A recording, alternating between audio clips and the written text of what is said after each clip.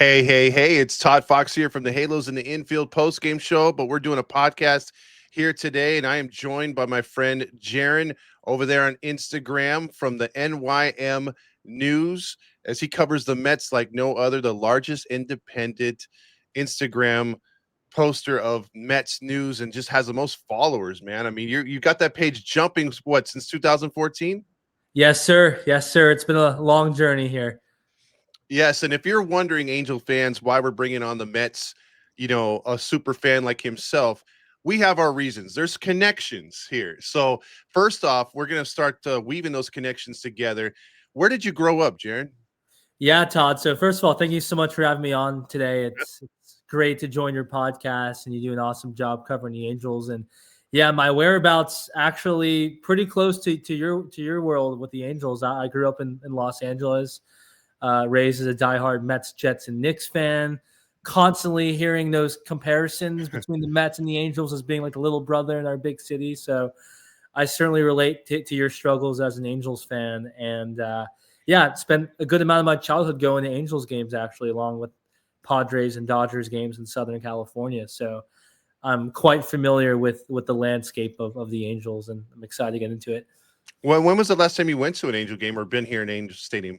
Yeah, I went to the Freeway Series back in 2021. So I think that was my last Angels game, if I'm not mistaken. It was a few years ago. I went to the Mets Angels game. Actually, this was like the first week of running my account, one of the most memorable times I've had at a baseball game, because it was my first time being at a game covering it as NYM News. Was actually a Mets Angels game in Anaheim back in 2014. So yeah, a lot of history there, actually, more than you would expect with like a Mets Angels connection. Yeah, that's for sure, man. And I found him online. His algorithm or our algorithm brought us together, and we started following his content. So even if you're just a baseball fan in general, I suggest check out NYM News. It's pretty cool, man. A lot of good baseball stuff on there, not just Mets stuff, but mostly Mets. But you do have a lot of cool content. He covers a team like no other. So very happy to have you on too. And I wanted to bring up a couple things right off the bat because, like, for me as an Angels fan, we hate the Dodgers. Most of us hate the Dodgers anyway. Yeah. And growing up, I hadn't seen them win a World Series since I was an itty bitty little kid. And I had to hear my dad always, complain about it all the time. And long story short, with them winning the last 2 years and with social media how it is, you can't get away from it. So even if you try to ignore it, Yeah. you're bombarded with messages. You see it online, and then you find yourself being like, "Wow, it was that good of a game," and you rewatch it. Then you're torturing yourself. I mean, Yeah. it's been tough these last 2 years, bro, and especially who they have with them now, a former Angel.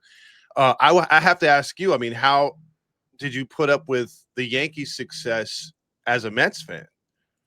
Yeah, it's funny is I'm still putting up with it because they just outperformed us this past season, even after getting Juan Soto. And how I put up with it, I think it's easier not physically living in New York than it would be. And it's funny because I'm in the same boat as you, being from LA. Like, I actually hate the Dodgers probably more than I hate the Yankees personally. A lot of that has to do with the fact that I grew up in LA, and they were like the team that I had to put up with locally. But in terms of how I put up with it, I just focus on the Mets really, and where we could get better.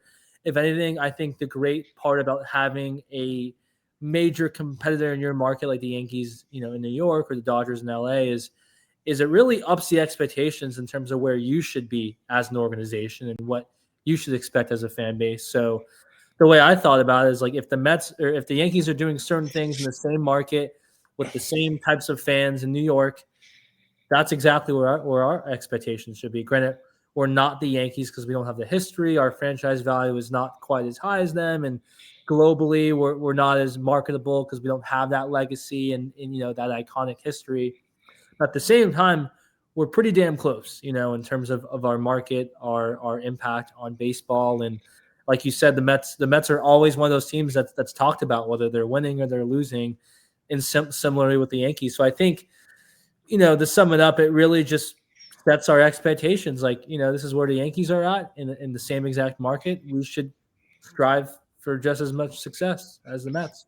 Yeah, absolutely. I totally agree because I mean, like, even when the Angels were as good as the Dodgers were, and they had that run between 2002 and about 2010, Yeah, they weren't talked about as if they were the Mets. They got some play, but yeah. like you said, the Mets always have that expectation.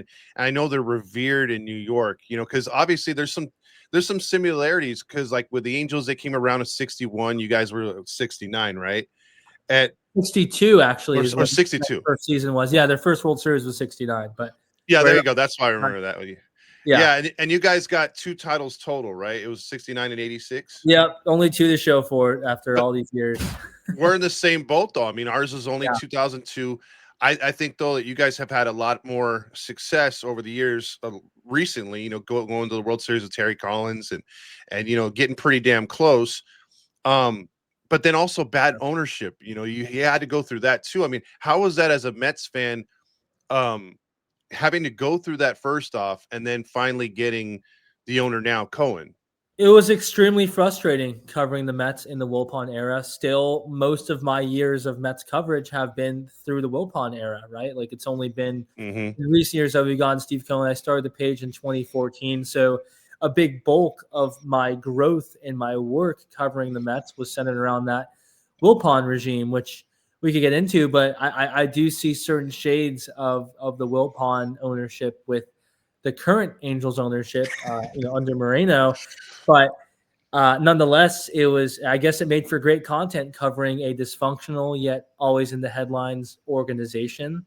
And even now it's Steve Cohen despite all the money in play and him spending outlandishly on free agents and top trade targets, they're still always in the headlines. And recently it's been more for their dysfunction as well. So it's been really interesting from, I guess, a content creator perspective covering the Mets. As a fan, it's been extremely frustrating. Oh, I bet, because like you want to shake off that dysfunction. You figure that maybe this dysfunction dies with the previous ownership, and maybe Yeah. with a new ownership, the money and the winning solve everything. But like you said, you guys still got the dysfunction. And what is causing that, in your opinion? Because although, like you said, it makes for great content, and also I totally agree with you. It is frustrating as a fan because you want to just focus in on the winning Yeah. and hopefully having the good times. And if something happens in the playoffs, hey, anything can happen. However, getting there too, it should be a given, and it doesn't happen. That makes things even worse, right? Right. Yeah. I think the Steve Cohen issues with the Mets are very different than the issues the Wilpons had with the Mets. The Wilpons issues started and ended pretty much with their spending and their lack of really acting like they were in a big market, going after the top tier free agents, extending anyone beyond David Wright. I guess they extended Jacob deGrom, but there's like a constant. Oh, actually, no, sorry, that was after the Wilpons sold the team when they extended Jacob deGrom. So besides David Wright, they really didn't do a good job of building a culture, a winning culture, and creating a place that's desirable for other free agents to want to go to. And on top of that, they just didn't spend on top tier talent. To make matters even worse, additionally, is they would meddle, especially Jeff Wilpon. He liked getting his hands dirty and liked being physically involved with the organization. A lot of owners, they don't do that. They let the baseball professionals do their jobs. Jeff Wilpon seemed to think that he could do a better job than those professionals. So that was the Mets issue back then. I think their issues right now is from the top down, starting with Steve Cohen. They've taken a very transactional approach, and their logic has been very hard to follow because philosophically they seem to be inconsistent. Like one day they're outspending everyone, just doing whatever it takes to win, like the Dodgers, but at the same time having an artificial culture because a lot of these players were brought in externally. They weren't built through the farm system. There was no continuity there. So when I say that, I'm thinking of these guys like Justin Verlander, Max Scherzer, Chris Bassett, who didn't really last very long.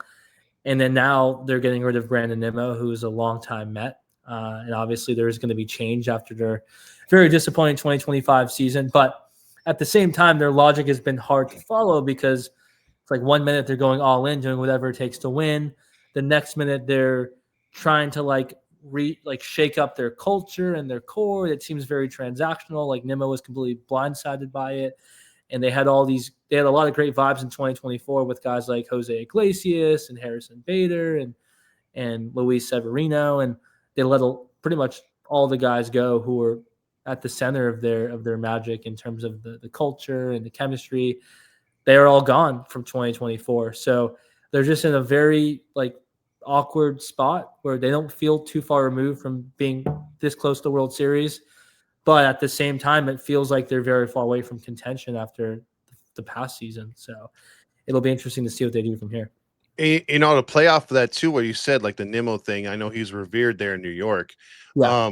Like the Dodgers, and I hate giving them credit, but I have to. You know what I mean? You have to give the devil its due. I know when they make transactions or they sign players, they vet them. You know what I mean? Like Yeah. they figure out like, hey, how's he going to fit with the organization? You know, like they don't do what they used to do. At least with this new regime that they got there in Dodger Town, they seem to figure out, okay, this guy's going to fit here. This guy's going to, Freddie Freeman's a great guy. Mookie Betts is a good guy. And they get guys like Kike Hernandez, who is a very good clubhouse guy who most teams wouldn't, think twice about, but he fits their culture and they have a culture. And I think when hearing you talk about the Mets, it's like, boy, another similarity because the Angels don't have a culture either.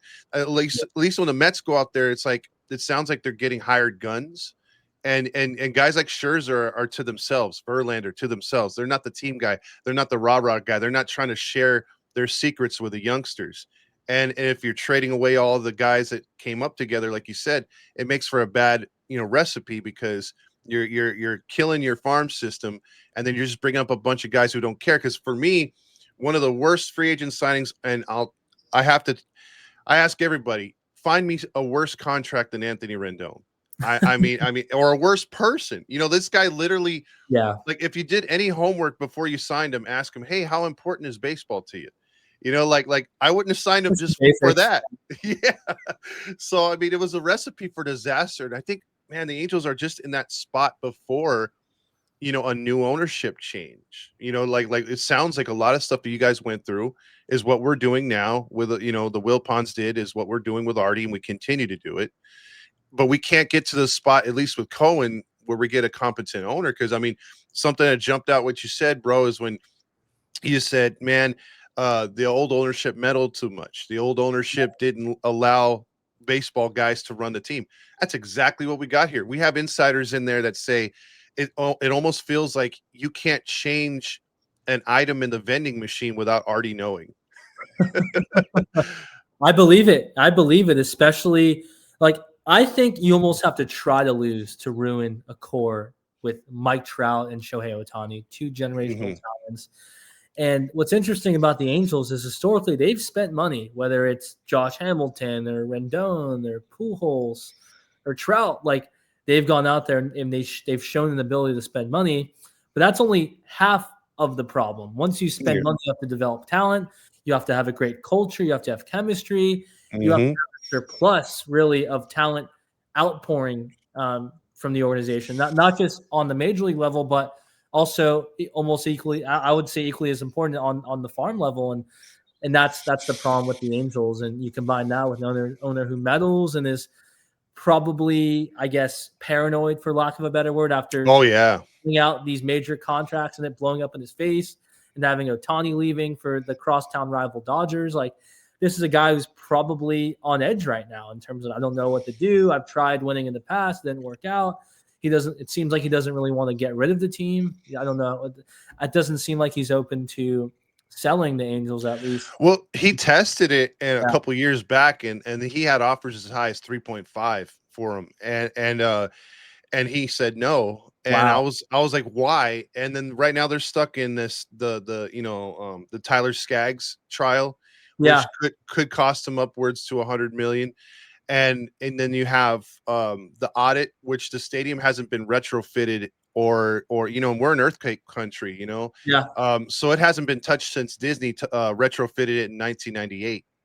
And so there's most likely a lot of work to do, and they're trying to force him to pay for it. Even though he doesn't own the stadium, he's been paying $1 lease every year. That's it, to the city of Anaheim. So You couple what Yeah. they're Wow. fighting with him over the city Yep. and compare that to what the Ducks are doing, where the Samuelis own the Ducks and they're paying for that whole renovation, the whole OC vibe area out of their pocket. They're not asking taxpayers. And Artie's always asking the city to do this, the city to do that. And it's just there's bad relationships and people have been wanting him gone for a while. And to your point, he has spent money, but it's just like he doesn't put the baseball. It's sort of like what he wants is what he gets. You know what I mean? Like Yeah. Garrett Cole that year we got Rendon. You know, we got outbid by the Yankees. You know, Yep. plain and simple. I know that the Angels made a serious offer, but the Yankees just were continuing to spend, so there was no way to outbeat him. And we clearly needed pitching. And Artie was like, well, the next best player, like fantasy football. And he went and got Rendon. I'm like, come on, we don't need a third baseman. We need pitching. Yeah. Um, so I'm sure you went through that too with the Wilpons, where you could have got better players, but you guys were getting, top tier guys, but maybe not what you needed, right? Well, it's funny that you say that because regarding the team getting a big name star but ignoring their main flaw, which was pitching. It's exactly what the Mets just did. Granted, we'll have to see how else David Stearns reshapes their roster entering 2026. But I was thinking the same thing after this past season. The Mets had one of the worst pitching staffs in all of baseball for the second half of their season, from pretty much July through the end of the year. Yet their first major move was trading Brandon Nimmo for Marcus Semien, which wasn't really a positional need at second base. So that's a bit of a head scratcher for me. And yeah, in terms of the Angels' issues, it does sound a lot like the Wilpons. The Wilpons didn't really care to revamp Shea Stadium, but they were different in the sense that they had an alternative backup plan or alternative plan, which was building Citi Field, and they opened that in 2009. And if you don't want to rebuild your stadium or revamp it or upgrade it, but you also simultaneously have no plans to build a new stadium, then what is your long-term plan there? I don't really see the vision with Moreno and the Angels long-term plan, both with the organization on a baseball level, but also on a business level. It makes no sense. The Padres and Dodgers, they figured it out in Southern California, in the exact same baseball market. They figured it out. They sell out pretty much every game. Players love the idea of playing for San Diego and for Los Angeles. And quite frankly, Dodger Stadium's not even really that nice of a stadium. It's just the fact that they've taken the money and the vision to revamp it, right? And now it's looking all of a sudden with win. Of course, winning helps, but now it's an attractive free agent destination. And there's no reason why the Angels can't be on that level because they play in the exact same market. Yeah. Padres and Dodgers. Oh, absolutely. And the Padres are revered even more now that the Chargers are gone. Yep. And they have that downtown vibe. And I think that's what Anaheim wants is they want that OC vibe, which they're in the process of building it, but it's going to take Moreno's help and hasn't budged. But to your point with the Dodgers, I mean, their prices are expensive, but people go. I mean, 4 million fans this year. That's crazy. Incredible. Yeah, I mean, they were averaging like 57,000 per game. But that's what happens when you do the right things. And like I said, you got to give the devil their due. And going back to your point with Trout and Ohtani, yeah, they wasted their talent, and then you had Trout's injuries, so it was I make that one kind of a wash. But as far as Ohtani, I mean, if you weren't going to win, you weren't spending on pitching, which we needed all those years when we had those two guys together, and they never went out and spent. They always got the bargain basement guys. What irked Angels fans, bro, is you have a generational talent like that, and they had offers reported by several MLB reports saying they could have got 7 players for Ohtani. That 1 year Tampa Bay was offering. Baltimore offered 5 for 1. There was a good way to restock your minor league system on a guy you knew was going to walk. And Absolutely.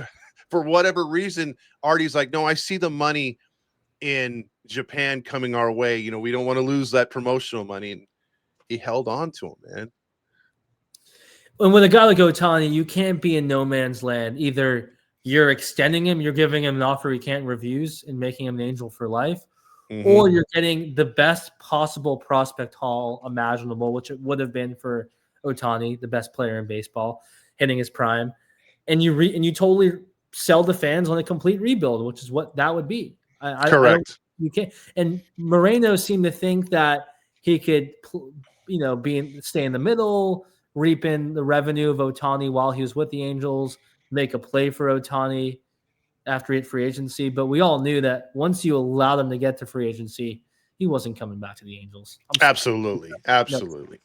Because at that point you want to work on your legacy, and that's one thing where Angel fans are kind of confused. You got one guy you already knew had one foot out the door, and then Trout. It's like, okay, as Angels fan, and I'll tell you straight up, I love Mike Trout. I love his dedication. I love the fact that his loyalty. But Mhm. if you were to tell me, hey, he wants to follow a ring and he wants to go to Philly, he wants to go to the Mets, something like that, I would still be a big Mike Trout fan and be like, you know what? Go about your business. You deserve it. You deserve a shot because we're not giving you one here. And Yep. and I think most Angel fans will just cheer for him from afar and be like, that's cool, and have no ill will. But it's kind of a head scratcher that he never, steps up to the mic and says, man, this organization's got to change or I want out. Or hey, I need help. He's never done that. And that's the other frustrating part, because he's a type of player where I like for him to pressure ownership, but he doesn't do it. He doesn't seem to be that type of personality. He seems to be a guy who's like just happy with getting paid, playing baseball, living in Southern California. And not to knock on Trout, because not everyone's going to be that Kobe Bryant type of player where it's like you winning is the only thing that matters, and you're going to make that clear to the media. You're going to make that clear to the front office, to the fan base. Not every player is like that. I think that's baseball's arguably biggest issue in terms of like globally promoting their sport and marketing their product. They Mhm. have a lot of vanilla players, and Trout is at the center of that narrative. I think when it comes to his personality, and not really particularly seeming to care too much about winning, because hey, he's on a contract where he's making $450 million guaranteed. With the endorsements, he's making like over $500 million throughout his baseball career, and Yeah. that seems to be enough for him, which I get. But at the same time, I would personally feel motivated when I'm seeing everyone around me winning with the Padres and the Dodgers, and we wasted Otani's prime. I'd be like, hey, it's time to win. My legacy is going to be this guy who just signed a big contract, couldn't really stay healthy, and then kind of faltered out of baseball relevancy. Although I think it's different in Anthony Rendon. Obviously, Trout has a much better legacy and will be remembered on a much higher level than Anthony Rendon. At the same time, when I think of where Mike Trout was at, 5-6 years ago, and his legacy as being that face of baseball, and you fast forward 5-6 years later, it's really sad that the Angels haven't figured out anything, in terms of building around Trout, and that as of right now, he's likely to be remembered as that guy who just wasn't able to win, and the Angels couldn't put it together around him, which is just so unfortunate. It is, because I mean, we had some projections of what he could have been had he not been hurt. And you're talking about a guy who should be approaching, 575, 585, close to 600 already. And a Yeah, guy who could maybe, threaten some of these real big home run leaders of all time. But just it hasn't been. And I think the fans have been robbed of a lot of great plays. The fans have been robbed nationwide of a player who should be in the postseason. And organizational wise, dedication wise by players, I think it's part of it. But you brought something up to go back to ownership. You said, the Will Bonds really didn't have like a direction. I think that's where we are too, because yeah, the fans would like to know when you said, hey, we're going to go into a rebuild. That's been brought up on the post game show on our podcast all the time. Like, the fans are frustrated because they don't know where this team's going to be. Like, there's signs where they say it looks like a complete rebuild, which we'd be fine with like 4 years ago. But now it's like every time it looks like we're going to do a rebuild, it's like reload. yeah. And last year there was a lot of good positivity for the first time in a long time with the minor league system rising up, and we have some good pitching prospects. They've been making some sneaky moves, but it's taking so long, and we feel like, the Orioles started a rebuild, before, after we already should have had a rebuild, and look where they are. They had an off season last year, but certain teams can turn it around. Detroit, a couple, 2-3 years, and we're still sitting here. It seems like we're just spinning our wheels, man. Did you ever feel that with the Will Pawns? Yeah, absolutely. In fact, thinking about Mike Trout, it reminds me a lot about the Mets with David Wright all those Mhm. years. They extended David Wright, but they didn't actually have an action plan to win surrounding David Wright. It's one thing to bring back your superstar player and make him, a Met or an Angel for life in Trout's case. But that, again, that's only half the battle. Now you have to find the right pieces, the right puzzle pieces that make sense to put the best possible team on the field around that superstar talent, so you don't end up wasting it. And Wright and Trout actually have a lot of parallels because they got paid and never ended up winning, with a lot of injury concerns and poor ownership that plagued the overall team in that era. And it's frustrating. I think, to your point, you have to have a plan. The worst spot you could be in sports is no man's land, where you don't have the prospect or the draft capital to go for a full rebuild, but at the same time you're not good enough right now to realistically compete for a championship. So where are you at? Where are you at entering next season, and what's the plan long term? Until you establish that, you're just going to remain in that sort of limbo state that we've seen the Angels be in. And I would be especially frustrated as an Angels fan over the last couple of years, because now that the Astros dynasty has ended and the Rangers really fell from grace after winning the 2023 World Series, the last 2 years, the AL West has looked pretty open. If you're going forward and you're actually all in on winning, it's not really one of those dominant divisions that seems unreachable anymore, like it used to be with the Astros dynasty and then the Rangers winning in 2023, especially entering 2026, and the Rangers and Astros sort of in a weird spot, and the A's not looking like they're trying to win anytime soon still. If I'm an Angels fan, I'm like, okay, why can't we go for it? Yeah. Yeah, and that opened the door for Jerry DiPoto, former Angels GM, to do what he was doing up in Seattle and giving them a run. Now, it didn't end the way they wanted to, but they got damn close. Yeah. And I think the Angels just want to get to the postseason. Like, our whole thing the last 4 years, Jaron, is we've been wanting to, play meaningful baseball in August and September, be around the wild card, even with that extra wild card spot. Can we just be within 3 to 4 games? We're not asking for the moon. We just want to compete and see, where it goes, because the Angel fans are starving for a winner. I mean, they'll, like this year, we were close up until, I want to say, the end of July. And then it started to fall apart with injuries and other things happening.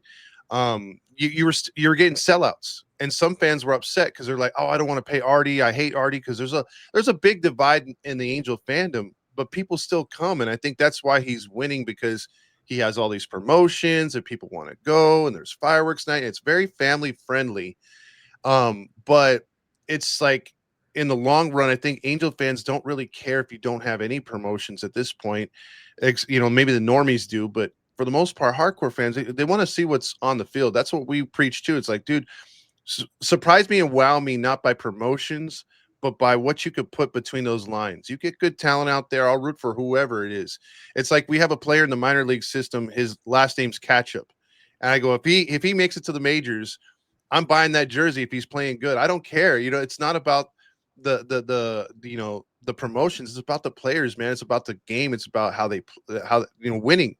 It is. And and I think that's where some owners they're using this as a meal ticket, with all the revenue sharing and everything, like as a business. And yeah, that's it's so crazy. I just realized that when you asked me the last Angels game that I went to, I was wrong, because the last game I went to was recent. It was in the summer of 2024, but it was so unmemorable. I don't mean this as a knock on you. I just, it was so unmemorable. I genuinely forgot it even happened. But in the summer of 2024. Hey, you're welcome, Jaron.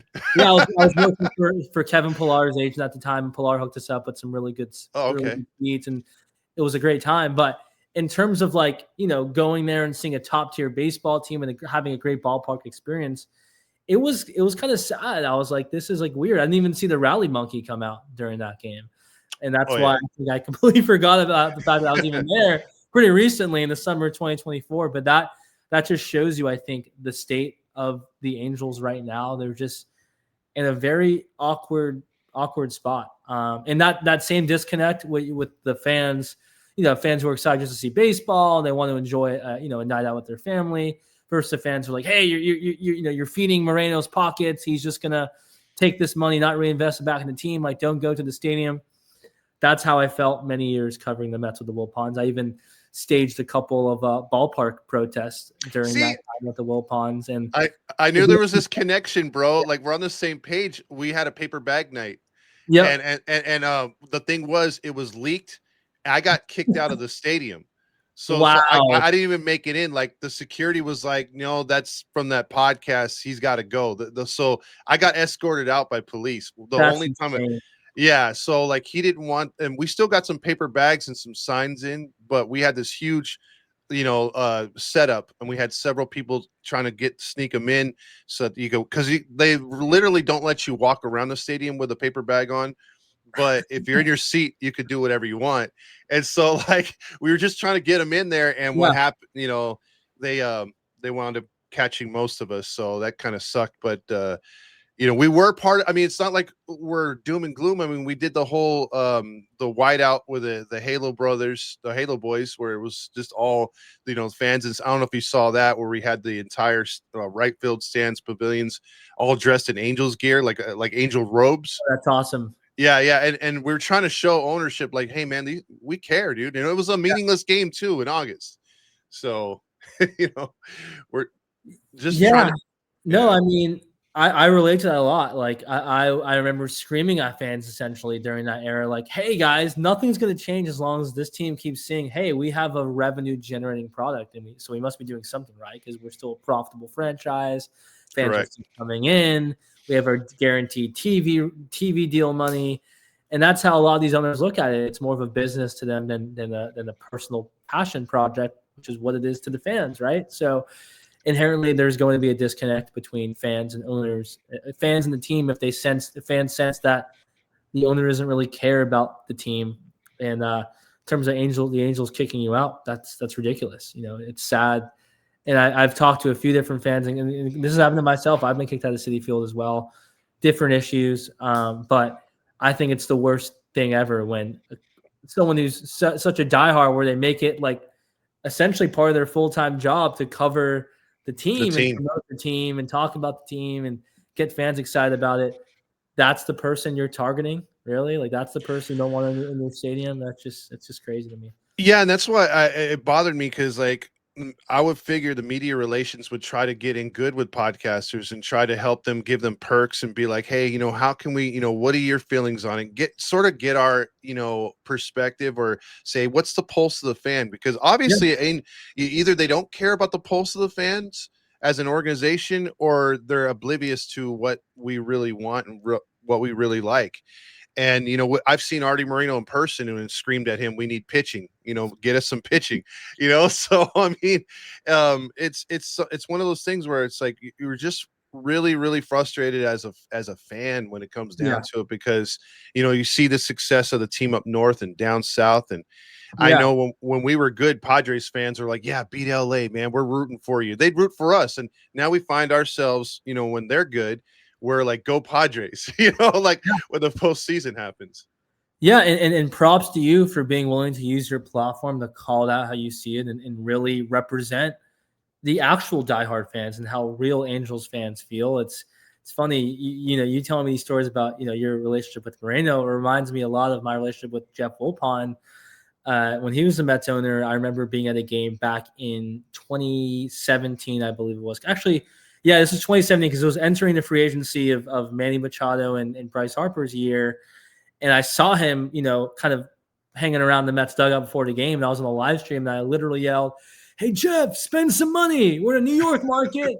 Well, you got to spend money to win." And then he actually looked at me and he signaled for me to come over and talk to him. Oh As wow. soon as I went over to approach him, he sort of ducked under the dugout, went into the clubhouse, and then security was like, you can't go into the field." And I was like, well, the Why Mets would owner you?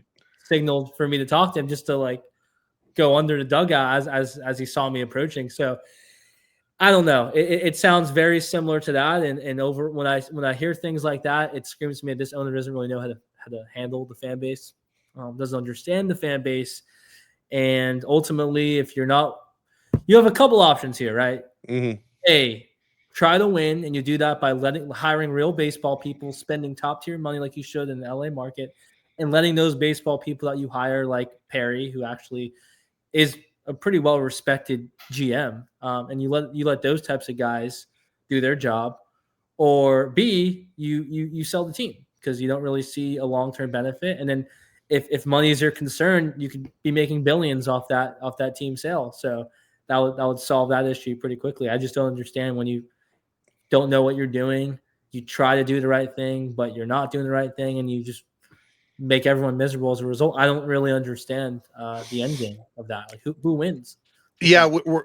I mean, you're spitting fire right here because you know, as far as the Angels are concerned, we have no idea what he's up to. He's about, you know, he's approaching 80. He's about 78 years old. His family literally says that, you know, they don't want any part of the team. His kids don't want any part of the team. So it's not like one of these things where, you know, we've got the next generation ready to go for the Angels, or we're waiting for his kids to take over so this team will be much better. There is none of that, you know, like Yeah. they've basically said if he were to pass, they'd sell the team. And then I think his ego wants this team to win. He wants to shove it in everybody's face and say, look, I can win here, or look, I was right. And the fact that it hasn't happened is frustrating, because I'll give you a good example about how big Artie's ego is. So there's this intro every game, every home game. It's Calling All Angels. They play that song by Train, and it shows the complete history of the Angels, right? And it shows the biggest moments and everything all the way up until present day. So what happened not this year but the previous year, Artie Moreno was in several of them. When he was in there, Torrey Hunter's pouring the champagne on him when they won the wild card of the division, and then they show him purchasing the team. Man, oh man, it was sellout crowd opening day. They booed the hell out of him when he showed up anytime on the jumbotron, right? So Good. we had some people that told us that after that happened, because he had brought some of his biggest, you know, friends or whatever, high profile people. They were in the box, and he got embarrassed so bad that he yelled at the production staff to say, cut me out of that. I don't want it to be booed anymore. So the rest of the season after opening day, he was out of the Calling All Angels. Unbelievable. I mean, like I said, he knows deep down when the fan base hates you that much and they're booing you on opening day, which should be such a joyous, happy day, Yep. new promising season. There should be optimism around that day, not boo. The owner sucks. We're hopeless. That says it all right there. So I don't know. I think you should keep doing what you're doing, and until Moreno and his regime proves you wrong, then you have no reason to not complain. Like, because the way these teams charge fans, not just at the stadium, but now you have to buy like 5 different streaming services just to watch your team year round. You better expect to see a good product. It's Yeah. not cheap to go to a baseball game. I don't care where you're at, especially going to an Angels game, going to a Mets game. So the expectations for the product has to be here anywhere you are, but especially when you're in a place surrounded by great teams like the Dodgers and the Padres, and everything's expensive in Southern California, especially in Orange County and LA. So Well, you have every right to complain. well, you're 100% right in that, Jaron. And I just got to ask you this, because we have a divide in our fan base. So they have their propaganda machine, their local radio station and TV, which Mhm. everything's always sunshine and lollipops. And they call themselves Halo honks, and it's so stupid. But anyway, like, we're like the real side. We'll Yeah, cheer if you deserve it, we'll boo if you deserve it. And the Halo honks don't believe it's okay to boo. Like, they are always saying, why are you booing your own team? Like, on social media, Reddit, whatever, they get pissed when fans call out players. They come in hordes, man. They yeah, tear you down, and they're like, don't do that, you're not a real fan. It's like, yeah, we are. You whether you pay for it or not, like you said, you're paying for cable to watch that, to watch the game. You're paying the internet to stream the game. You're paying to the stadium to go to the game. You're investing your time. Time is money, like you said. yeah. I got to ask you that. Can we borrow some of your fans? Because I don't think there's a divide with the Mets fans. Mets fans are smart, and Mets fans are critical when they have to be. But you guys are freaking loyal too. Like when they win, Yeah. I mean, to see your fans support the Mets and go crazy in the stands when they're in the postseason, that's what we need here. Yeah. Well, in regards to the propaganda pushers and the ultra positive, completely delusional Angels fans, that's a dynamic you see play out in every fan base, and that's what I think makes it even more important that independent content creators like us exist, because we really speak more for the fans, and it's where I think media is going to only be continuing to head in that direction in the future, because true fans resonate more with fellow diehard fans are just calling it like it is, which means, yes, when the team's doing well and the players are playing great, absolutely support them, praise them, do all that. But when they're not doing great, you're covering, every team now is worth over $1 billion. So you're Yeah. covering, if you're covering, and in the Angels case now, we know that they've been offered $3 billion. If you're covering a multi-billion-dollar failing product that consistently fails, then you can't really beat around the bush. Like that's what you're talking about. You're covering a team that's underperforming and pissing off fans, and simultaneously, I don't know if because a lot of these teams they raise season ticket prices even when they're simultaneously losing every year, which doesn't really make any sense. And what has pissed me off on a more general level with MLB is this dynamic where, not as much in the right now, but in the past, demand would go down, or supply, and they didn't really, they kind of ignored basic economics with supply and demand, where Hmm. demand would go down, less fans were showing up, yet prices kept going up, kept skyrocketing. And not every market is seeing great attendance. I know the Mets are, and finally they came around, but it happened after Steve Cohen spent money on top tier talent and the Mets started winning. It's amazing what happens when you start putting quality talent on the field, and you show at least an effort to win, and an ability to really try to put the best possible team on the field. Then the fans show up in troves. But with the Angels, I lived through the same problems that you're experiencing covering the Mets all those years. And when it comes to the Mets, New Yorkers, they say it how it is, right? Hmm. Markets like New York, Philadelphia, Chicago, the dynamic with their sports teams and the fan bases are completely different than places like Southern California, Arizona, I guess the West Coast as a whole.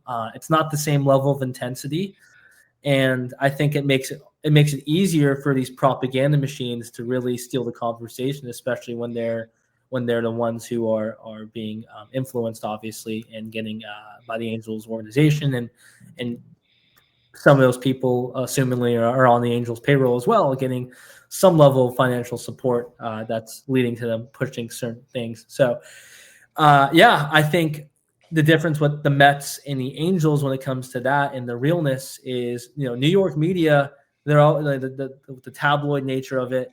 They're always looking for headlines, and when the things are going well, obviously those headlines tend to be positive. But when they're not going well, it tends to be as negative as you'll ever see with New York media. And especially, I'm the largest Mets fan, fan content creator, fan community, however you want to say it. Like, my reach now is as big as a lot of these local beat writers who used to always control the narrative. We live in a different era now where fans could actually control the narrative, which I think is amazing. And it's a blessing now, because these teams, they can't get away with their BS like they used to in the past. So, yeah, I would just say that it makes it even more important for fans like you to just keep saying it how it is, and really representing true diehard Angels fans. Yeah, and that's the thing too. I mean, with your reach, you can get out there and you could also talk to other people to embolden them as Mets fans to where they wouldn't be able to interact with these beat writers. They're so caught up in their old school mentality, like where you're like, hey, so and so from this site said this, and you're giving them props, you're giving them fans because of your reach. The beat writers don't allow that to happen. They don't want the independence like you guys to grow, whereas you guys are like growing all together. Or if someone's got a good take, you're gonna give a shout out where they wouldn't do that. But to go to your example, like our beat room, like on when they do the manager response at the end of a night in the post game, we maybe have three or four beat writers in there, and that's it. They really limit who sees the manager or who gets the questions and what's being broadcasted. And whereas I know when a New York team comes in, or like any big market team, or we're somewhere else, there's all kinds of reporters. There's no accountability here either. In Anaheim, there is none. Nobody Yeah. gets called out. The owner's always right. So Mhm. yeah, you smell BS from a mile away, even for the casual fan. But I just gotta say this, Jaron. I I I I hope someday soon we're in the.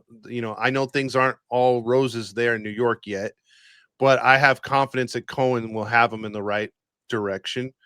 And at least with a new ownership, you got more positives than negatives from the previous regime. I want to get to that spot, man. I'm hoping for a regime change here. Yeah, no, I think if I was an Angels fan right now, I would ultimately be using my platform to push for ownership to sell the team. Like, and it's a tough decision to make when you're in that position because it's going to be hard to grow your page when people see you as like this adversarial negative fan. But the reality is, it takes only the most passionate fan to be willing to risk their page really and their access to the team in order to push for the greater good, which is we are not going to win if we're eternally in this limbo state, and we have an owner that doesn't really know what he's doing and doesn't want to cut his losses and admit when he doesn't know what he's doing and when he's in the wrong. And until that's addressed, we're going to always stay in the same spot. So, what I did when I was in high school is I started what ended up being the largest petition ever for the Wilpons to sell the team. It got like right away, it got like 15,000 signatures in the first week I put it up. And this was in like 2018, just ended up being a year and a half, 2 years before the Mets sold the team. So I think when you make it the mainstream narrative, like, yeah, we want you out, fans don't like you, it becomes unavoidable eventually for owners. Because I remember when I was pushing this petition, it seemed like the Mets would always be doomed. Like the owners would never sell. The Wilpons will have the team forever. Like, what are you doing? You're not being realistic.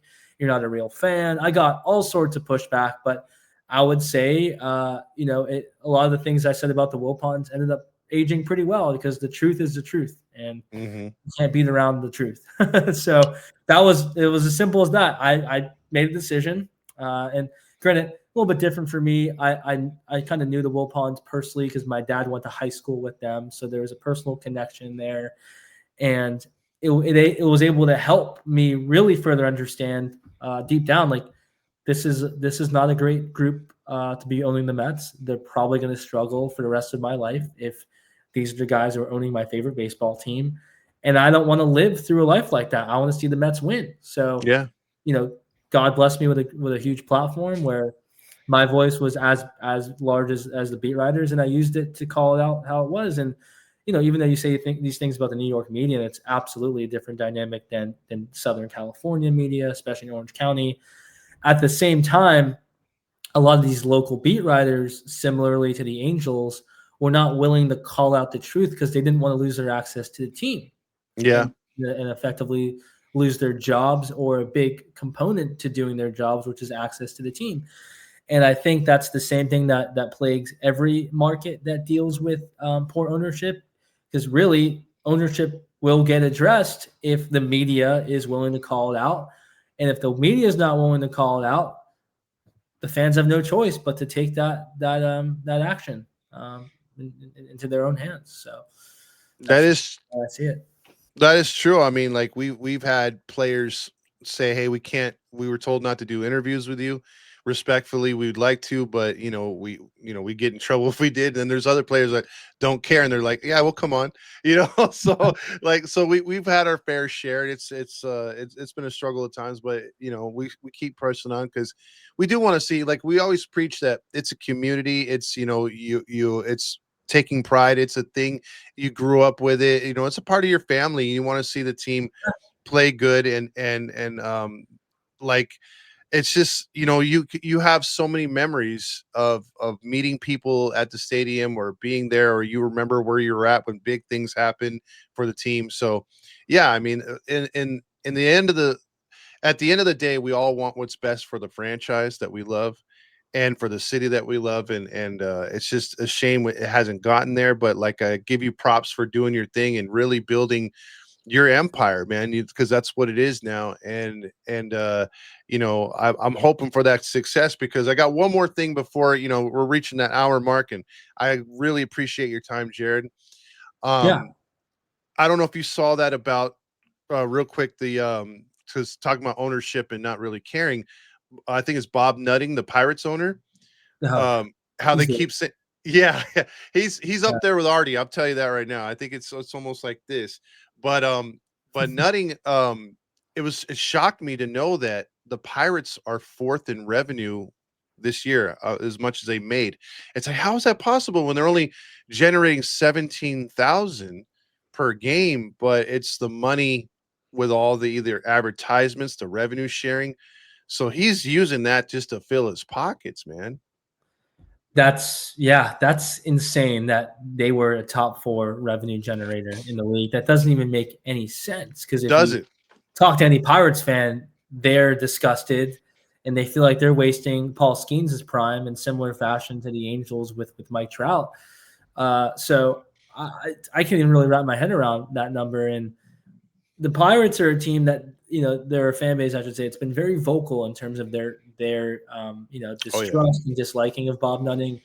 And kind of like I started the petition with the Wilpons, I was partially inspired by their fans starting their own petition against Bob Nutting, which I think has hundreds of thousands, if not at this point, like a million signatures. So Yeah. like they've been very vocal in terms of how they feel about Bob Nutting, but ultimately it doesn't matter, because teams are a private business and the owners have full discretion to do whatever they want, really, because it's their private business, unless they get implicated in a horrible scandal where the league is forced to take action, like what happened with the Clippers and Donald Sterling, or I guess even the McCourt family with the Dodgers. There's no reason for these teams to sell, because a sports franchise to a billionaire is arguably the safest investment you can make. If you look at franchise value and how they've just been exponentially increasing over the last couple decades, it doesn't really make sense for a team to sell. Because if I'm Bob Nutting, I'm like, wow, look how much revenue I'm making off a pretty shitty product. Just imagine if we could turn things around. So if you're an optimistic guy, which a lot of these billionaires are, they're thinking, okay, look how much money we're already making right now. Just imagine if we could put a winning product on the field, then we'll be making even more money. Or on the flip side, it's like, oh, it doesn't matter if they win or not, because the ROI is still there and the franchise value is going up by X amount of dollars anyways, and we're projected to be worth set amount of billions by 2030 or 2040. Why are they incentivized to sell, right? So I don't know. Yeah.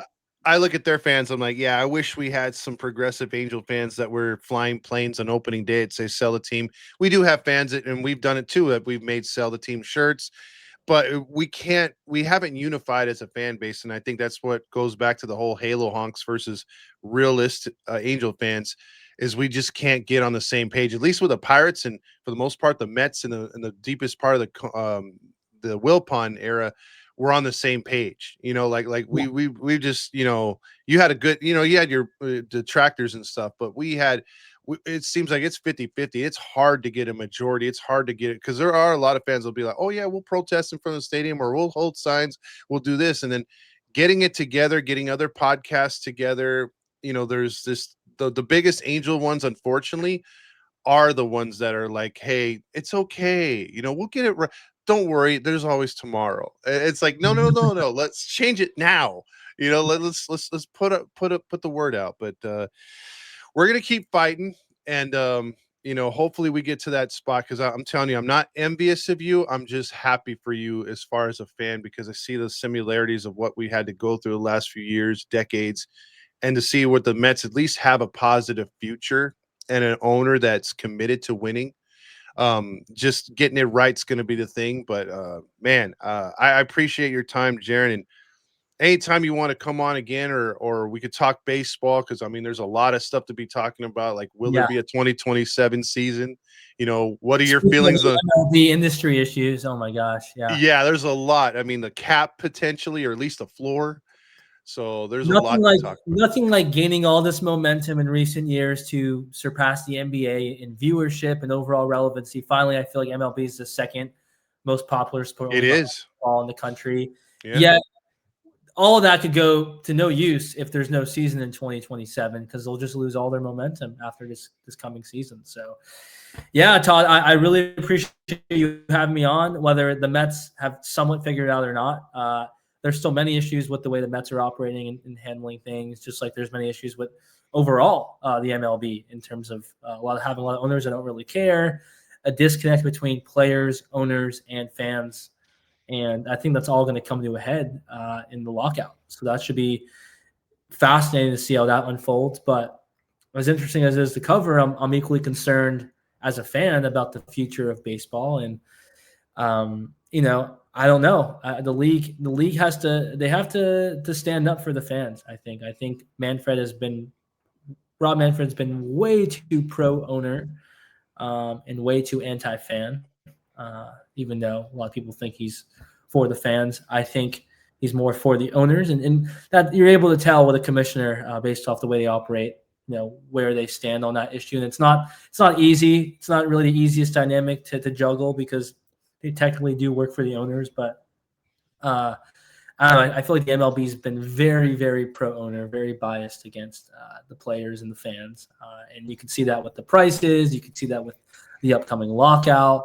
You can see that with all the blackouts. A lot of fans locally still can't even watch their games. Look at the local Dodgers, right? You have 70% of LA that still can't watch, the best team in baseball. So, Yeah. There's so many issues on the business side that ends up impacting the baseball side of things, and that's just so unfortunate because I would love to see baseball as being, a top sport in America and right up there at the NFL. I want to see us keep going at the pace, but when you have major markets like the Angels, especially, who have fans that just feel like they're in no man's land, the more teams out there that are like that, Pittsburgh should be a great baseball market too, and It should be, yeah. Oakland, look at Miami. You have so many great players coming out of Florida as a state, yet Tampa and Miami, they don't seem to be interested at all in spending money and winning, which is so unfortunate. Like there's so many examples of issues around baseball, or like the Brewers now, they're coming off a 97 win season, and they're a juggernaut, and instead of really trying to financially compete with the Dodgers or at least be on the same playing field, they're focused on cutting payroll entering 2026. So it seems like there's more stories like that than there are, okay, here's a team going all in. Like there's only a certain amount of teams out there that are operating like the Mets, but the Mets also have their issues because they're spending, but at the same time they're changing their philosophy and they're shipping out players who didn't expect to be shipped out, and there seems to be a rift between the players and their organization right now too, and just uncertainty with the future and what their long-term plan is. So anywhere you look, really, there's issues across the board with baseball. So, I commend people like you and really the fan creators that are just willing to stand up for the fans and call it out as it is, because it's not always sunshine and rainbows. Sometimes you need to just call out the darkness and expose it into the light. So, hopefully, with that being said, hopefully the Angels turn it around and figure it out. It'll be better for baseball, and hopefully we could somehow meet in the World Series at some point. Hey, that'd be great, because I do root for the Mets low key as a National League team. Yeah. I like to see them go against and really shit, because I think Boston has hate for the Mets too. I know you being over there, I have a lot, or at least the Red Sox fans that are here, they don't like the Mets for whatever reason, and it's like it's a little weird dynamic. But I'm like, yeah, I've never liked the Red Sox, being an Angels fan. So when the Mets do stick it to them, when they play interleague or they beat the Yankees, I love it. So I am rooting for you guys. Never been a Braves fan either, so you beat the Braves, I'm happy there too. Because growing up, the Braves used to always just be there all the time. They're kind of like, yeah. Maybe But you should see if Bob Iger has any interest in buying the Angels, being Mr. Disney over there, and they're still basically a Disney team. Well, it's weird. I mean, when Disney owned them, they were losing 10 million a year on the Angels. But that's before all the TV contracts kicked in. If they would have just waited a few more years, I mean, we would have them. And that. Oh, and by the way, going back to your Rally Monkey thing, last thing I got. Yeah. That's Disney owns a Rally Monkey. So every time Artie uses it, he has to pay a percentage. That's why when you go through the stadium, you used to be able to find Rally Monkeys everywhere, and they just took them all off the shelf. So that's how that goes. But But yeah, there's a lot to talk about baseball wise coming up here. So I'd love to have you on again if you have time during the season or maybe before the season, something like that. Yeah, maybe we could do a 2026 opening day preview after we see how the offseason shakes out and we're not just speculating and yelling at the clouds as fans, because that's all we can do right now. Hey, for all we know, the Mets and Angels could have amazing off seasons and go in there looking like juggernauts next season. Let's hope. But yeah, we'll definitely have to do it again at some point down the line. And thanks again for having me, Todd. It was an awesome. Hey, anytime, man. And I'll just say it because I'm happy for you guys in the direction you guys are going. But let's go Mets.